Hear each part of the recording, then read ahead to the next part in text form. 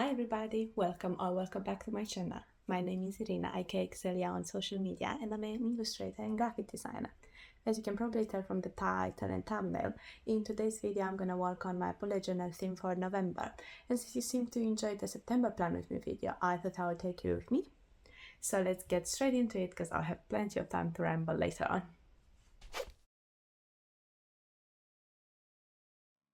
The theme for this month is Cozy Autumn. As I mentioned before, I try to keep my bullet journal themes rather simple, since they always end up on the back burner and get pushed to the very end of the month. I also feel like when the end of the month comes around, and if I have too much on my plate already, if the theme's too complex and I know it will take a long time, I'm more likely to give up on it. So to make things easier for me to stay consistent with my bullet journaling, I try to keep the color palette and the doodle style minimal. That being said, this is not the case here. This month I decided to go with a heavily illustrated design. I love autumn colors and I wanted to make this spread as cozy as possible, so I used a combination of markers and color pencils to create this picnic-like scene.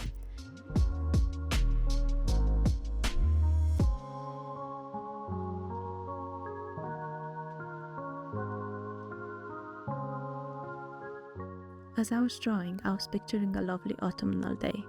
A blue sky with the sun shining brightly and a few fluffy clouds sprinkled lazily on the blue canvas. The air was brisk and the orange crunchy leaves already covered the ground. In the middle of the field, a red and yellow plaid picnic blanket was lying on the ground, and the smell of freshly baked apple pie, cinnamon buns, and hot cocoa filled the air.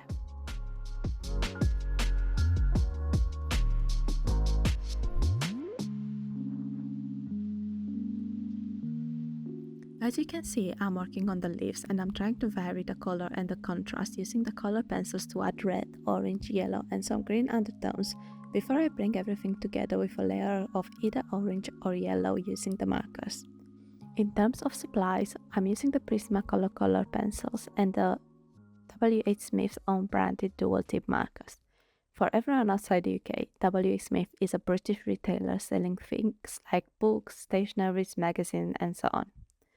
So they were fairly cheap, and I do have a small collection of copy markers and I did want to use them in this bullet journal, but if you've ever used copy markers before, you know that most of the time the paper can't really take it. And so is the case with the journal I'm currently using. I do want to get back into using my Copic markers, so let me know if you'd like to see a video in which I do an art challenge using alcohol-based markers perhaps. Anyway, as I promised at the beginning, I did end up rambling and it probably won't be the last time during this video.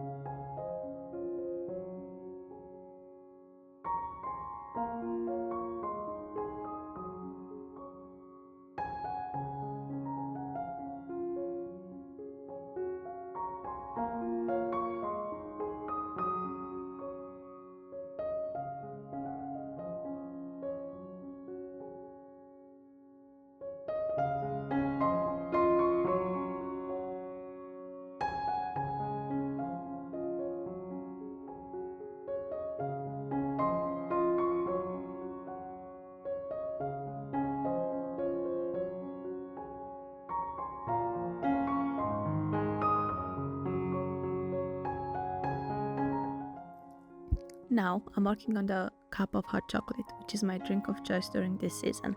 I'm not a huge fan of hot coffees, so during the cold months I replace my iced coffees with hot chocolate. For this illustration, I used different shades of brown to build the texture, and at the end I came in with the brown marker to darken certain areas I thought needed more contrast. Most of the time I'm not sure what I'm doing, and I'm honestly figuring it out as I go. One detail I liked about this drawing is how the steam from the hot drink came out. I used a Prismacolor white pencil to cover the area, and to my pleasant surprise it blended the layers underneath, creating this slight blur effect where the steam goes over the cup. This was possible because these pencils are wax-based, which makes them blend really nicely, and they also have a nice rich pigmentation, which also makes them pricey.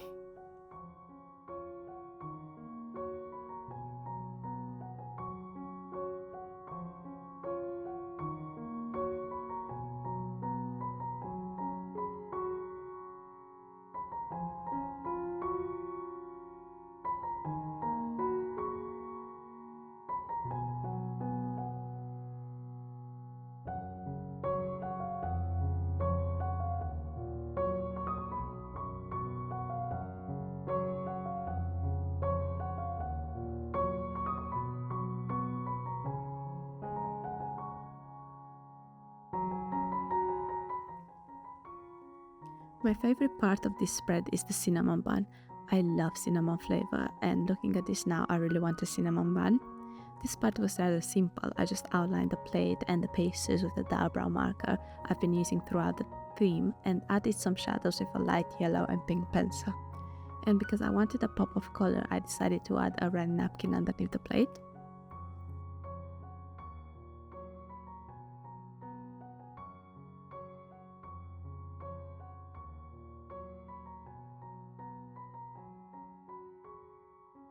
And let's not forget a quote for this month, which if I spelled it correctly would say, "Every dream begins with a dreamer." I even had the pencil sketch underneath and I still somehow got the spelling wrong. So embarrassing. Anyway, I like this quote because it is short and sweet, and as a certified daydreamer, I find it inspirational and comforting. And this whole spread is meant to feel cozy, kind of like a warm embrace if you want. For the title, I used in sans serif minimal font. I believe the geometric design of the font contrasts well with the hand-drawn illustrations, and the alternation of thin and thick lines is a nice touch. The last element I added to this page is the mini calendar. I've been slowly reducing the size of the monthly calendar because I don't have that many events planned, and the few I have, I just add them directly to the weekly spreads as I make them. The only important dates I add to these are birthdays, celebrations, or yearly reoccurring events. Moving on to the next spread, you can already see that this page on the left is dedicated to my goals for this month. This section is usually on my cover spread, but with the large illustrations taking over most of the pages, I ran out of space. So I had to add them to this next spread, along with a section for important things to remember. Regarding the goals, I try to limit myself to 3 to 4 goals each month, which then I can break down into smaller steps and spread them throughout the 4 to 5 weeks. In the past, I used the 3D space as a continuous to-do list, and for everything I couldn't finish that month, I would carry it on to the next one. And as you can guess, that didn't really get me far. Having a constantly growing task list would overwhelm me most of the time, and I wouldn't know where to start or how to keep track of it all to the point where I wouldn't even want to look at it. So now, for the sake of productivity, but mainly for my own mental health and self-confidence really, I decided to be more intentional with what I set to achieve each month and limit it to maximum 4 manageable goals. Somehow manageable. The boost of confidence I get for taking one of them off is always so nice, and it gives me the drive to carry on with the next ones. I'm starting off by tracing the outline of each element, and I'm using different color markers depending on the main color of the object. So for example, for the mushroom's head, I use red, while for the apple pie, I use the darker yellow to match the cake crust. I was very eager to color the mushrooms. I know this specific type is poisonous, but I find them so pretty and I love drawing them. I've also added the apple slices to hint that the pie is an apple pie.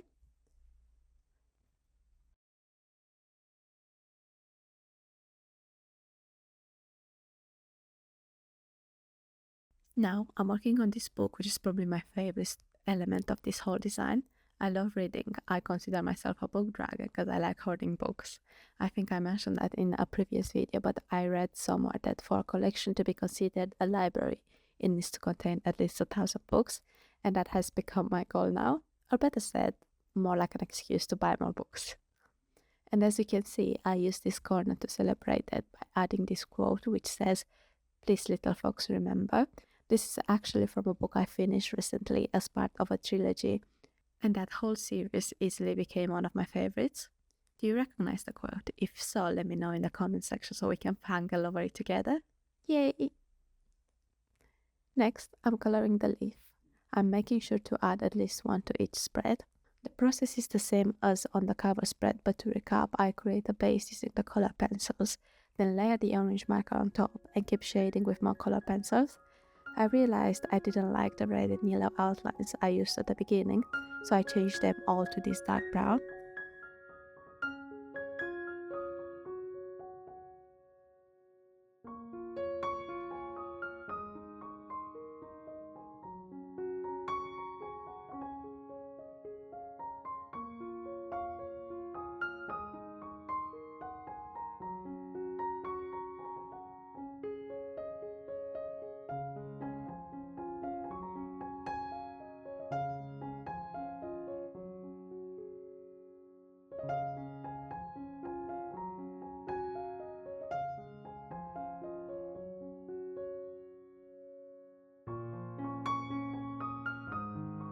the last element is the apple pie slice, which made me crave some so badly.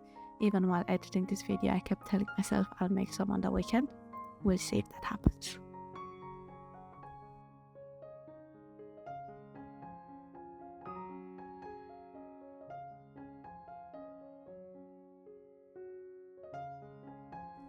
For the last part, I'm adding the text, and apparently on this page, I decided to make the font serif.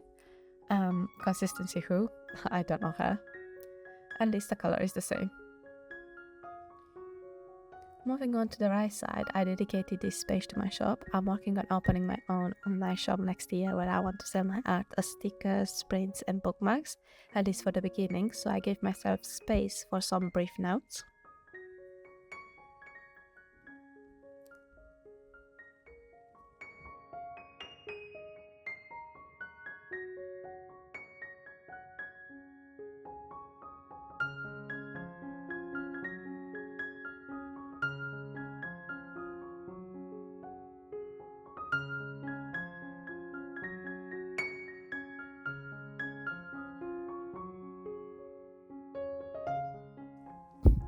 The last spread is the weekly one, and with this design I managed to fit 2 weeks in one go. Yay for efficiency! I keep the number of different spreads I add to a minimum. I like to keep any long-term or recurring sections as Notion pages because they are easy to edit and unlimited by space, and I can access them from everywhere using the app on my phone. But for organizing my weekly routines and events, I like to use pen and paper, and that's why I keep a bullet journal. My favorite part about this is that I can customize it however I want, and I can also make it look pretty, which is a huge help, because if I like to look at it, I'm more likely to use it. For the illustration on this spread, I started with the leaves, and this time I decided to sort of batch color them. So I did the first layer in color pencils for all 3 of them, and then the orange marker again for all 3 of them, and so on. You get the idea.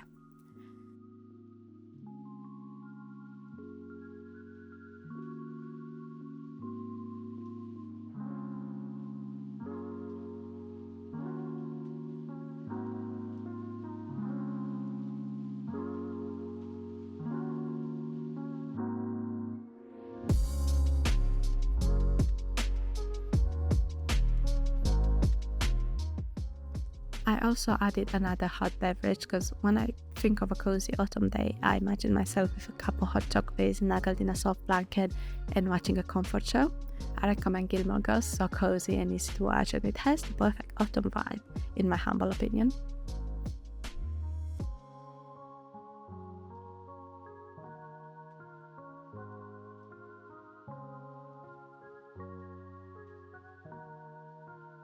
Adding some mushrooms and acorns here and there, and these funny little leaves that have the slit in the middle. I don't know what they are called. Are they even leaves? My foliage knowledge is non-existent, and googling triangle-shaped leaves is not really helping. Am I making them up? Like, can someone confirm that this actually exists and what they're called? Anyway, let me get back to the weekly spread. For the layout, I'm using horizontal lines to create 7 rows, 1 for each day of the week, and I'm writing the initials for each day on the side. The way I use the weekly spread is I add all my repeating tasks first, and then I use the to-do list on the side to keep track of what I want to achieve this week, and then allocate each one of them to a day and time. And if I have any events or trips scheduled that week, this helps me visualize how I can move my chores or admin tasks like meal prepping around to make sure that they get done.